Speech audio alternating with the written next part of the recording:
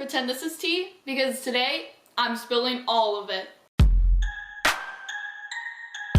Hey, what's up guys? It's Shanira, and welcome back to my channel. If you guys are new here, hello, my name is Shanira. We vlog here, we're starting to expose here, we're gonna roast here soon.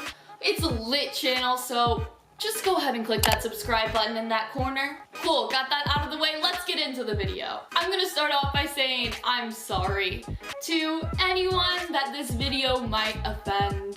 Basically, I'm exposing Greek life today. Completely 100%, not holding back. There's so many videos online that are like, this is what you wear during recruitment, this is what to expect, blah blah blah, this is why you should join a sorority. This is not one of those videos at all.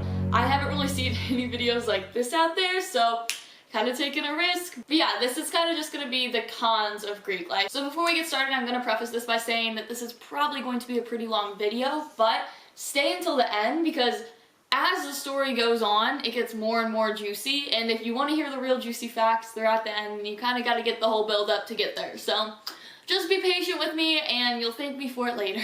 Before anyone asks, I'm not going to say what sorority I was in. I will say I went to the University of Missouri. Their Greek life is really similar to like Southern School's Greek life, so it's going to be more along those lines. I know your experience will vary based on which school you go to, but this is just going to be my experience and what I personally found shocking about Greek life. So we're going in chronological order here, so obviously first we're going to start off with rush or recruitment.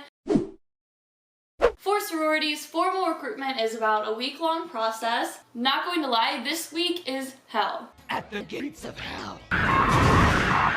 It basically consists of you going to all the chapters the first 2 days, a lot of the chapters the third and fourth days, and you keep narrowing it down basically until you get down to 2 the last day. During this whole week, you keep meeting different people, and basically having the same conversations for the first several days with like 100 different people, not even kidding. It gets really repetitive. Everyone's kind of freaking out on both sides. The PNM or potential new member, they're always freaking out. The people who are doing recruitment and trying to recruit people for their sorority are always freaking out. So it's just overall a really stressful process. I personally didn't have that bad of a rush. I ended up like getting the sorority that I kind of started favoring halfway throughout the week. But I know that's not the case for a lot of people. A lot of people end up getting cut by like all the houses in one of the first few days, which is obviously so upsetting, especially just because some of the houses judge on such little things. Like some of them will judge you on your looks, some of them will judge you on your social media. If you just have a bad conversation or an awkward conversation with someone, you might get cut from that house. And when you're talking to all these girls during recruitment, you just sense the fakeness, the insincerity of some people. They barely pay attention to what you're saying. It's just, yeah, curled hair with everything matching and smiles. That's basically all, literally all girls during recruitment look the same. So there are these sororities at Mizzou, a few of them. I'm not going to name names, but if you know anything about anything in Greek life at Mizzou, you definitely know what sororities I'm talking about. And no hate on them, but they literally snap for everything. When I went through recruitment, it was basically like, yes, PNMs, yes, you, yes, girl, yes, dads, like, yes, sorority. You just, at first it kind of hypes you up, but then you're like, what the f are you guys doing? Why are you snapping? It's so dumb. It's supposed to create enthusiasm and whatever, but what? So at the end of this week, the day before bid day, you have pref round. It's supposed to be really emotional and like kind of somber, which is a little weird. Most of the houses will like do a ritual with you, so it's supposed to be really sacred, really formal, all of that. I had a good prep day. I laughed, I cried, I hugged. It was great. And so this is kind of the determining factor on whether or not you're gonna get a bid the next day for bid day. You know, each house is different, but basically that's what it boils down to. So the next thing I want to talk about is rules. Obviously, I knew going into a sorority that they hold you to a high standard. They want you to get good grades, be active in the community, have a good social life, all of this. But it kind of backfires after a while. There becomes a certain point where you're like, can I really express myself? How much freedom do I have? I'm really restricted by this. Obviously in college I was making vlogs back then too, and I was approached by our PR person, and she basically told me that I couldn't vlog my sorority anymore, and I was kind of shook. I was like, why not, basically? I think what it really boiled down to was the fact that when we were hanging around the house, we were just kind of in sweats, we didn't look that great, and we were just being real people, which is definitely a side of sororities that does exist, but what they want you to see is blonde hair, blue eyes, like curled hair, glitters and sparkles, it's all fun and games.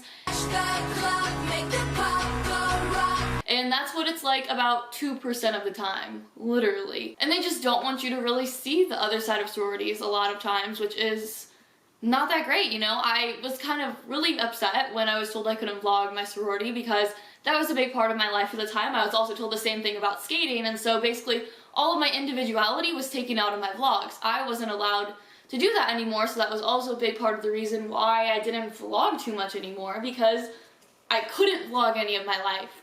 Kind of dumb. So along with rules, the next thing I want to talk about is homecoming. Once homecoming rolls around, again, it's different at all the schools, but Mizzou invented homecoming. So it was crazy. You have to put in like 50, 60 hours of pomping.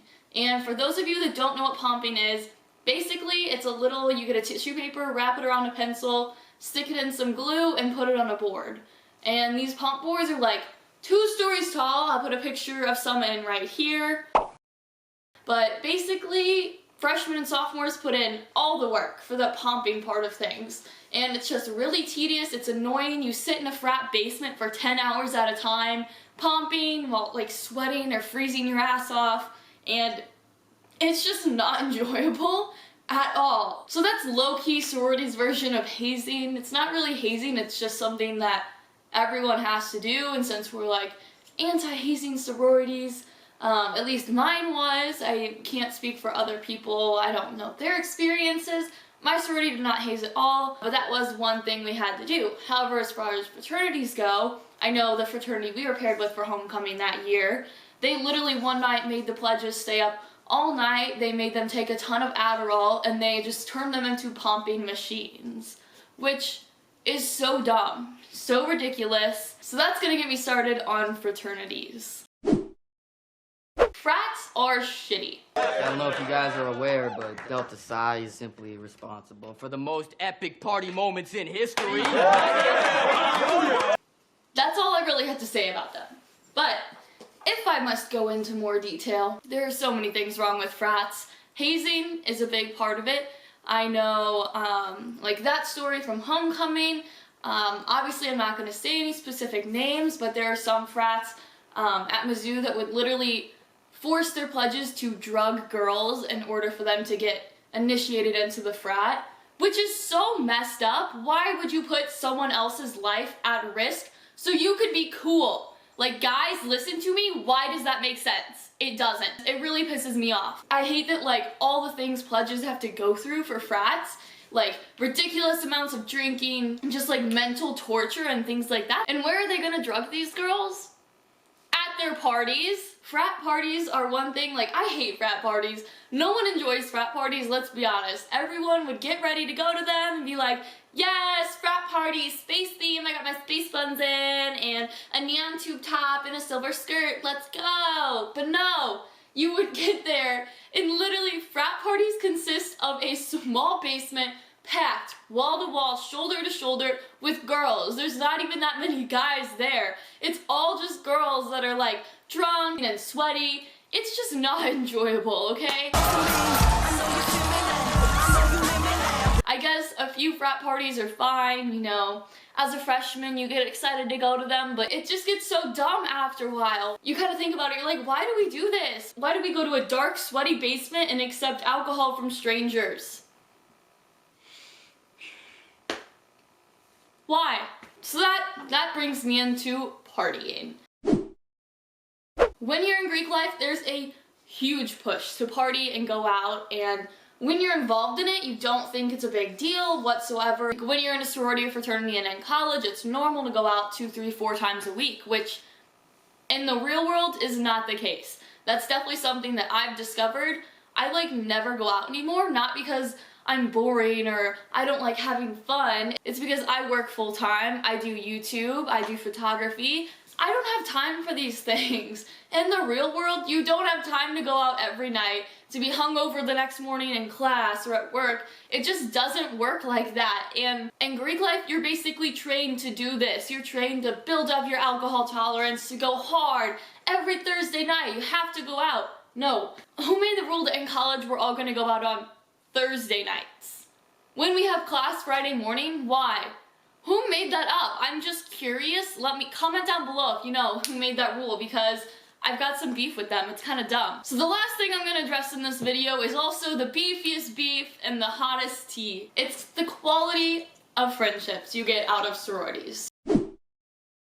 The big stipulation with sororities is that you are paying for your friends, and I'm here to tell you this is 100% true. No matter which house you're in, if you're in a house of, say, like, a few hundred girls at bigger schools, maybe around 100 at smaller schools, you're gonna find friends. With that many people, you will find someone you have something in common with. More of, instead of paying to have like individual friends, it's like you're paying to have this group of friends.